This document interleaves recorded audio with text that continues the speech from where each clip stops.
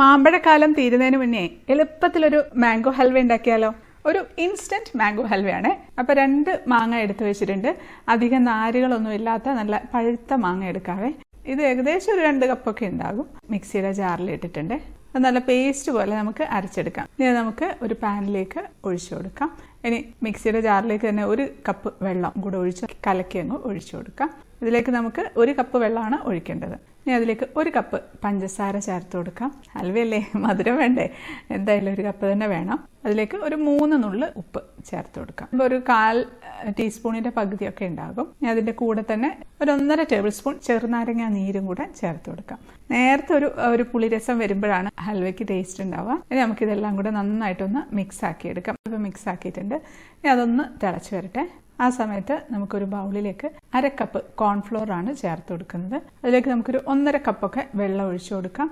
എന്നിട്ട് നന്നായിട്ടെല്ലാം കൂടെ ഒന്ന് ഇളക്കി കട്ടയൊന്നും ഇല്ലാതെ ഒന്ന് മിക്സ് ആക്കി വെക്കാം. അപ്പോൾ മാംഗോ പ്യൂരി നന്നായിട്ട് തിളയ്ക്കുന്നുണ്ട്. നന്ന് തിളച്ച് വരട്ടെ. ഒരു 5 മിനിറ്റ് നമുക്കിത് ഇരുന്ന് തിളച്ച് വരണം. കാരണം മാങ്ങ കുറച്ചൊന്ന് വെന്തിട്ടില്ലെങ്കിൽ നമ്മൾ വിചാരിക്കുന്ന ടേസ്റ്റ് കിട്ടില്ല. ആ സമയത്ത് നമുക്ക് മാംഗോ ഹൽവ സെറ്റ് ചെയ്യാനായിട്ടുള്ള പാത്രം ഒന്ന് റെഡിയാക്കി എടുക്കാം. അപ്പോൾ ഞാൻ ഇപ്പോൾ ഒരു കേക്ക് ട്രേ ആണ് എടുക്കുന്നത്. അല്ലെങ്കിൽ ഏതെങ്കിലും ചോറ്റും പാത്രമോ എന്ത് പാത്രമായാലും കുഴപ്പമൊന്നുമില്ല. കുറച്ച് വെളിച്ചെണ്ണ ഒന്ന് എല്ലായിടത്തും ഒന്ന് ഗ്രീസ് ചെയ്തിട്ടുണ്ട്. അതിലേക്ക് കുറച്ച് നട്ട്സ് എന്ത് വേണമെങ്കിലും ഇടാം. ഞാനിപ്പോൾ കുറച്ച് ബദാമും കുറച്ച് പിസ്തയും ഒന്ന് ക്രഷ് ചെയ്തിടുന്നുണ്ട്.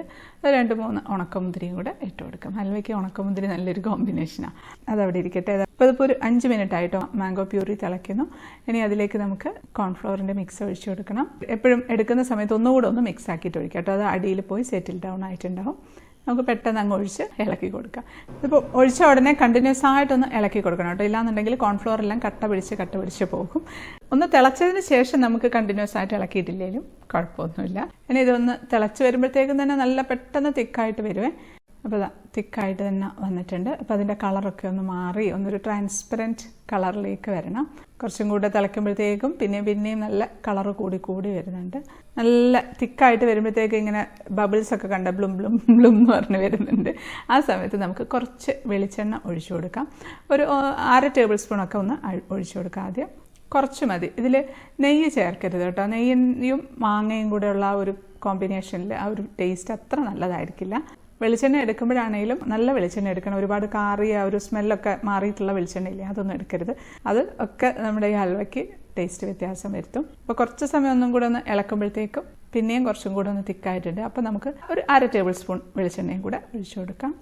പെട്ടെന്ന് ആയിക്കോളൂ കേട്ടോ. ഒരുപാട് സമയമൊന്നും വെക്കണ്ട. സാധാരണ ഹൽവ ഉണ്ടാക്കുന്ന അത്രയും സമയമൊന്നും വേണ്ട. സാധാരണ ഹൽവ മൈദ വെച്ചിട്ടാണല്ലോ ഉണ്ടാക്കുക. അത് ഇളക്കി ഒത്തിരി സമയം വേണം. ഇനി നമുക്ക് കുറച്ചുകൂടെ ഒന്ന് തിക്കാകുമ്പോഴത്തേക്കും ഒരു 1/2 ടേബിൾ സ്പൂൺ വെളിച്ചെണ്ണയും കൂടെ ഒഴിച്ചു കൊടുക്കാം. അപ്പോഴത്തേക്കും കണ്ടോ ഇങ്ങനെ ഓടിക്കളിക്കുന്നേ നമ്മുടെ ഈ ഒരു ഹൽവയുടെ മിക്സ് കണ്ടില്ലേ, ഇങ്ങനെ ഒന്നിങ്ങനെ ഇളകി കളിക്കും മൊത്തത്തിൽ. കുറച്ചൊന്ന് പാനിൽ നിന്നൊക്കെ ഒന്ന് വിട്ട് വരും. അത് മതി. അപ്പോൾ നമുക്ക് ഓഫാക്കി കൊടുക്കാം. ഇതിലേക്ക് നമുക്ക് ഇഷ്ടമുള്ള നട്ട്സൊക്കെ ഒന്ന് കട്ട് ചെയ്ത് ഇട്ട് കൊടുക്കാം. പിസ്തയും ബദാമും മാത്രമാണ് ഇടുന്നത്. കാഷ്യൂനട്ട് ആണെങ്കിൽ കാഷ്യൂനട്ട് ഇടാം. കുറച്ച് ഉണക്കമുന്തിരിയും കൂടി ഇട്ട് കൊടുക്കുന്നുണ്ടേ. ഇത് നമുക്ക് എടുത്ത് വെച്ചിരിക്കുന്ന പാത്രത്തിലേക്ക് ചൂടോടുകൂടി തന്നെ അങ്ങ് ഇട്ട് കൊടുക്കാം. എന്നിട്ട് എല്ലാം ഒന്ന് സ്പൂൺ വെച്ചൊന്ന് എല്ലായിടത്തോട്ടും ഒന്ന് സ്പ്രെഡ് ചെയ്ത് ഒന്ന് നിരത്തി അവിടെ വെച്ച് കൊടുക്കാം. ഇപ്പോൾ മുൾഭാഗം ഒന്ന് ഷേപ്പ് ആക്കണമെന്നുണ്ടെങ്കിൽ കുറച്ച് വെളിച്ചെണ്ണ സ്പൂണിൻ്റെ ബാക്കിൽ തടവിയിട്ട് ഒന്ന് നിരത്തി കൊടുത്താൽ മതി. അതിൻ്റെ മേലേക്കും കുറച്ച് നട്ട്സൊക്കെ അങ്ങ് ഇട്ട് കൊടുക്കാം. ഇത് നന്നായിട്ടൊന്ന് തണുത്ത് വരട്ടെ. എന്നിട്ട് നമുക്ക് കട്ട് ചെയ്തെടുക്കാം. അപ്പോൾ ഒരു തുണി എങ്ങാനും ഇട്ട് മൂടി വെച്ചാൽ മതി, അല്ലെങ്കിൽ ആവി വെള്ളം വീഴും. അപ്പോൾ അത് നന്നായിട്ട് തണുത്തിട്ടുണ്ട്. പതുക്കെ നമ്മൾ കൈ കൊണ്ട് തന്നെ ഒന്ന് വിടിയിച്ചു കൊടുത്താൽ മതി. അപ്പോൾ തന്നെ സൈഡിൽ നിന്നൊക്കെ അങ്ങ് വിട്ട് വന്നോളൂ. കമത്തി ഇട്ട് കൊടുക്കാം. നമുക്ക് കട്ട് ചെയ്യാം. നല്ല സോഫ്റ്റ് ആയിട്ടിരിക്കുന്ന ഹൽവയാണ്. 4ആയിട്ട് കട്ട് ചെയ്ത് തിരിച്ചും വെച്ചാൽ കട്ട് ചെയ്യാം. അപ്പോൾ ഏത് ഷേപ്പിൽ വേണമെങ്കിലും കട്ട് ചെയ്തെടുക്കാം. സ്ക്വയർ ഷേപ്പിൽ വേണമെങ്കിൽ അങ്ങനെ കട്ട് ചെയ്യാം. അപ്പോൾ നമ്മൾ എല്ലാം കട്ട് ചെയ്ത് വെച്ചിട്ടുണ്ട്. നല്ല ഭംഗിയുണ്ടല്ലേ കാണാനായിട്ട്. നല്ല മഞ്ഞ ഹൽവ, കളറൊന്നും ചേർക്കാതെ തന്നെ നല്ല മഞ്ഞ ഹൽവ കിട്ടിയിട്ടുണ്ട്. നമുക്ക് ഒരെണ്ണം എടുത്ത് ടേസ്റ്റ് ചെയ്ത് നോക്കാം. കഴിക്കട്ടെ. നല്ല ടേസ്റ്റുണ്ട്. നല്ല മാങ്ങയുടെ ഒരു ഫ്ലേവറാണ്. നേരത്തെ ഒരു പുളിപ്പൊക്കെ ആയിട്ട് ഒരു പ്രത്യേക ടേസ്റ്റാണ്. നല്ല സോഫ്റ്റാണ്. പെട്ടെന്ന് ഉണ്ടായിക്കഴിഞ്ഞില്ലേ ഇത്ര ഈസി ആയിട്ടൊരു ഹൽവ ഉണ്ടാക്കിയത്.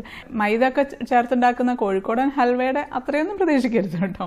നമ്മളിപ്പോൾ ഇതിൽ കോൺഫ്ലോർ അല്ലേ ചേർത്തത്. പക്ഷേ ഈസി ഹൽവയല്ലേ, എന്നാലും അതിൻ്റേതായിട്ടുള്ള നല്ല ടേസ്റ്റ് തന്നെയുണ്ട്. മാങ്ങ ഒന്ന് വെന്തതിന് ശേഷം മാത്രം കോൺഫ്ലോറിൻ്റെ മിക്സ് ചേർക്കാവുള്ളൂ. അങ്ങനെ കുറച്ച് കാര്യങ്ങൾ ശ്രദ്ധിച്ചാൽ മതി. നല്ല അടിപൊളിയായിട്ടുള്ള മാംഗോ ഹൽവ ഉണ്ടാക്കാം. ഇപ്പോൾ സെയിലൊക്കെ ചെയ്യാനായിട്ടാണെന്നുണ്ടെങ്കിൽ നമുക്കിത് വേണമെങ്കിൽ ഒന്നുകൂടെ കട്ട് ചെയ്ത് സ്ക്വയർ പീസസ് ആക്കാം.